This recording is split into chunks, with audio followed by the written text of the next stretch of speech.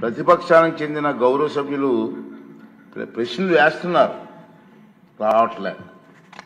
దాని మీద దాని కారణం ఏంటంటే వాళ్ళు ప్రశ్నలు వేయడం వల్ల మరొక 2 మెంబర్స్ మాట్లాడే అవకాశం పోతుంది. అది సమంజసం కాదు ప్రజాస్వామ్యంలో. కానీ ప్రశ్నలు అడగడానికి సభలో ఉండటం లేదు. మీరు చూస్తూనే ఉన్నారు, ప్రశ్నలు వస్తున్నాయి, వాళ్ళు సభలోకి రావట్లేదు.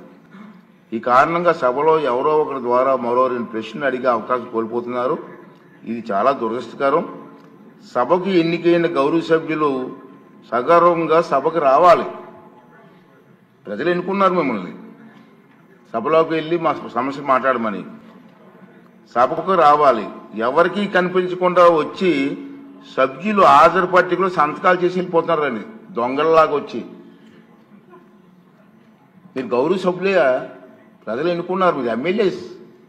దొంగలలాగా వచ్చి సంతకాలు పెట్టవలసిన అవసరం ఇచ్చింది కర్మ. ఒకసారి ఎమ్మెల్యేగా గౌరవప్రదమైన దీంట్లో ఉండి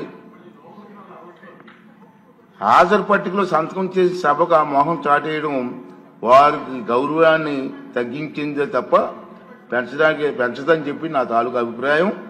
వీరిలో ముఖ్యంగా నా దృష్టికి వచ్చింది వై బాలనాగిరెడ్డి గారు, తాటిపర్తి చంద్రశేఖర్ గారు, రేగం లింగం గారు, మత్స్యలింగం గారు, విరూపాక్ష గారు, మత్స్యరాజ విశ్వేశ్వరరాజు గారు, ఆగిపాటి అమర్నాథ్ రెడ్డి గారు, దాసరి సుధ గారు.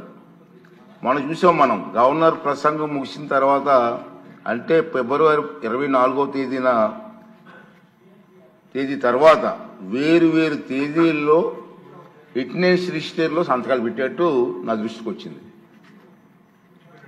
అంత దొంగచాటును వచ్చి ఒక దొంగల మాదిరిగా సంతకాలు పెట్టవలసిన అవసరం లేదు.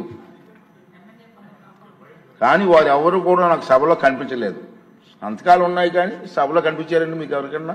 నాకైతే కనిపించలేదు. ఇది ఎంతవరకు సమంజసం వారే నిర్ణయించుకోవాలి. మనల్ని ఎన్నుకున్న ప్రజలు మనం ఆదర్శంగా నిలవాలి తప్ప ప్రజలకి, మీకు ఓట్లేసిన ప్రజలకి తలవంపులు తెచ్చేలే ప్రవర్తించకూడదని చెప్పి నా అభిప్రాయం. ఈ సభ ముందు పెట్టాలని చెప్పి నేను ఈ 2 విషయాలు మీకు తెలియజేస్తానండి. చూస్తే అటెండెన్స్ 24వ తారీఖున వైఎస్ఆర్ కాంగ్రెస్ 11 మందికి వచ్చారు, సంతకాలు పెట్టారు. 25 మంది సంతకాలు పెట్టారు. 18/3/2025 ఒకరు వచ్చారు. 19/3/2025 నలుగురు వచ్చారు. లోపల ఎక్కడ వచ్చిన కనపడలేదు అధ్యక్ష. మీరు రానిలేదా? మాకు ఐడియా లేదు, మీరు రానిలేదేమో అని మాకు అనుమానం.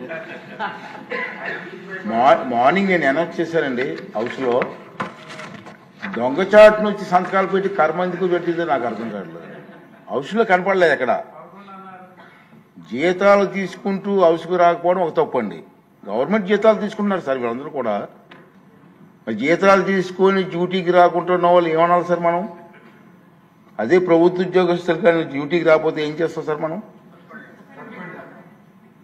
అంటే తెలియని చెప్తున్నాను, ప్రజలకు కూడా తెలియాల్సిన అవసరం ఉంది సార్. అంచేత దొంగచాటును వచ్చి దొంగ సంతకాలు పెట్టే కర్మ ఎందుకు వచ్చింది సార్ ప్రజాప్రతినిధులకి? ఇవన్నీ కూడా మనం